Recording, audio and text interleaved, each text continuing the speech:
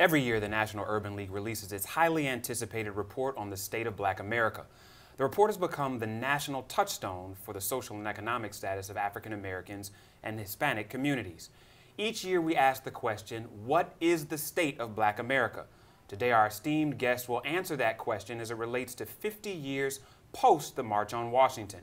What is the state of Black America 50 years later? Joining me, Chanel Hardy, Senior Vice President for Policy and Executive Director of the National Urban League Policy Institute.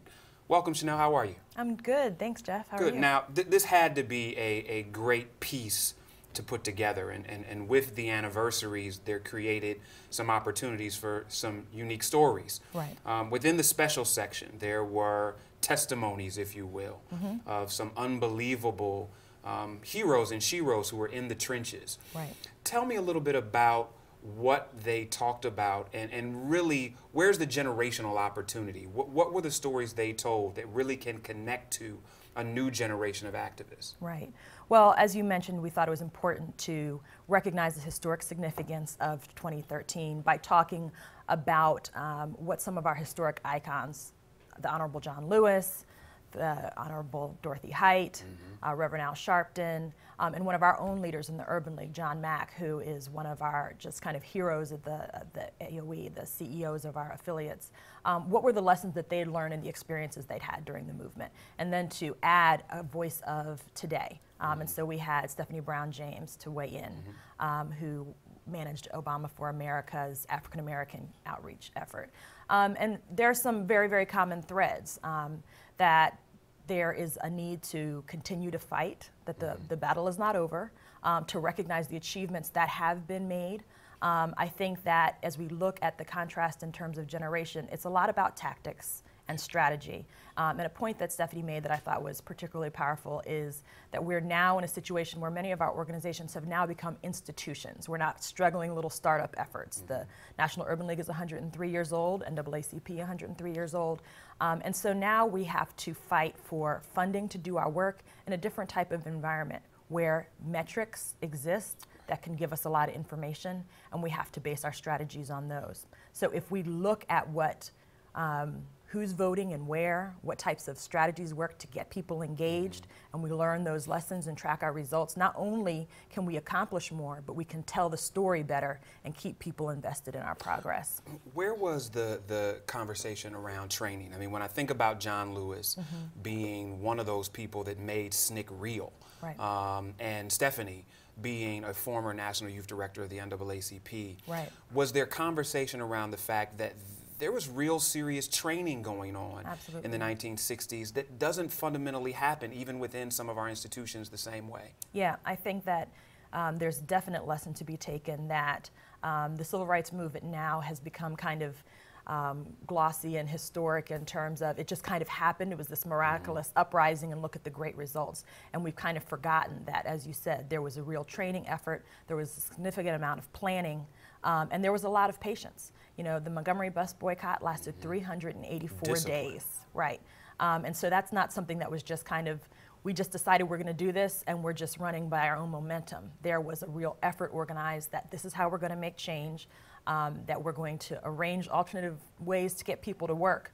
And I think that's in many ways what's missing from our conversation. I think we can be reactive to a lot of situations, and I think that we need to continue to elevate the work of building that pipeline of leadership. That's one of the things that we're doing at the National Urban League with our Project Advocate. We are actually training a new generation of civic activists in the community. And we've been fortunate to get some funder support for that. And broadly, it shows where there's a real opportunity space. So whether Right. it's the National Urban League or whether it's the local church, that there is a clear space for training. Yep. One of the other pieces was an article by Jonathan Capehart with the Washington Post, and really beginning to focus on this issue of race Right. In America. And he talked about how, in some cases, there are many believe who race and the discussion about race has gotten worse since the election of President Obama. When we look at this window from 1963 to today, and look at even the election of President Obama, many remember when President was first elected, Eric Holder talked about we were a nation of cowards as it related to the issue of race. Right. Are we equally, black folks, have we been as cowardly in this discussion? And what have the implications been?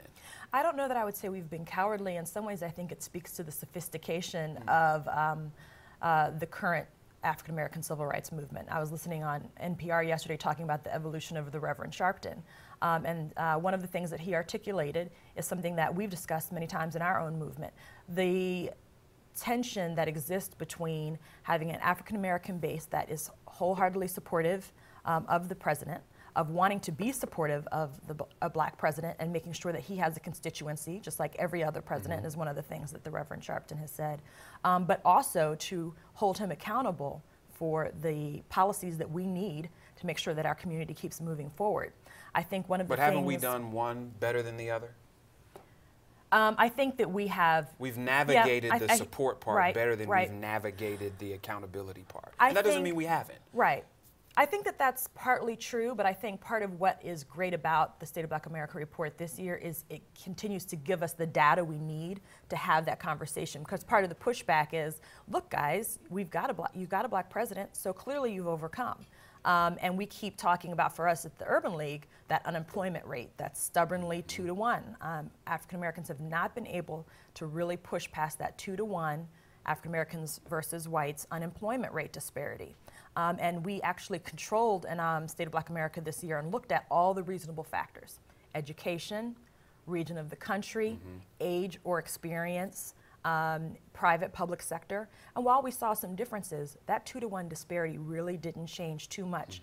Two times the unemployment rate was the lowest. Sometimes it was higher, closer to 3%, 3 times. So when we look at that, that gives us the data to say, if it's not all the reasonable factors, then that means that we need to have a conversation about what it could be. Well, and with that, I mean, we're looking right now at 2 significant periods in history. 150 years since the Emancipation Proclamation, and then 50 years since the March on Washington. Right. What are the 3 things in your mind that, if we're looking 150 years from now, has to happen if we're going to see a turn? Well, I think the great news is that we've actually made great strides in education. I know we continue to have a lot of horror stories, but I think that we're moving in the right direction as a community in terms of education. I think the real battle now is around economic equality, which is key to our mission. So we must reduce the unemployment rate, which means a frank conversation about the persistence of racial bias and discrimination. We must talk about the wealth gap, and that means policies that support financial literacy, savings and investments, and continue to go back to that unemployment rate, because African Americans disproportionately cashed out their 401ks because of unemployment. So if we're talking about building wealth, and then of course the other piece of building wealth is home ownership. And so we have to make sure that people can afford to buy homes. And one of the conversations that's currently going on in Washington is, what is that required down payment going to be to get that government-backed loan? It's been 3. If it goes up to 20% as recommended, that's going to deprive an entire generation of even the dream of home ownership. And those 3 things alone could keep us busy for the next 150 years. Absolutely. Thank you, Chanel, for participating in this dynamic conversation. Share this web series with your social media friends and followers, and let's continue the solution session using hashtag SOBA13. Now you get involved. The State of Black America web series has been presented by AT&T. Thank you, AT&T, for your continued support of the National Urban League. We also thank Comcast for their production support of the State of Black America web series. Together, we are empowering communities and changing lives. You can join me every Sunday at 5 to 7 p.m. on my digital show, The Intersection, at www.bliss.fm, or follow me on Twitter at Jeff's Nation. For more information on the State of Black America and to purchase the book, visit the National Urban League at NUL.org.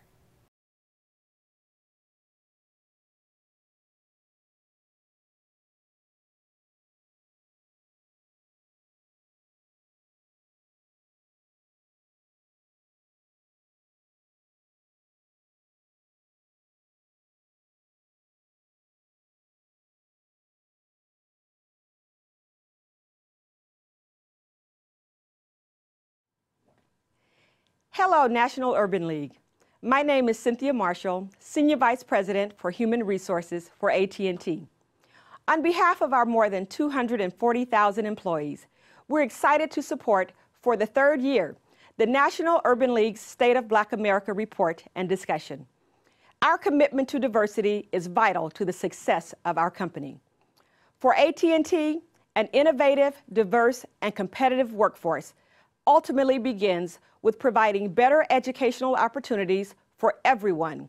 And that is why we remain supportive of the State of Black America's report. I am reminded of Maya Angelou's beautiful statement about all threads in the tapestry being equal in value, no matter what their color. Or the poignant words of Mikhail Gorbachev, that peace is not unity in sameness, but unity in diversity. For AT&T, this understanding of diversity's value is one of our bedrock convictions. Our partnership with you underscores our deep commitment to diversity and empowerment. And so today, we salute the National Urban League on another successful, substantive, and thought-provoking report. Job well done, Mark Morial.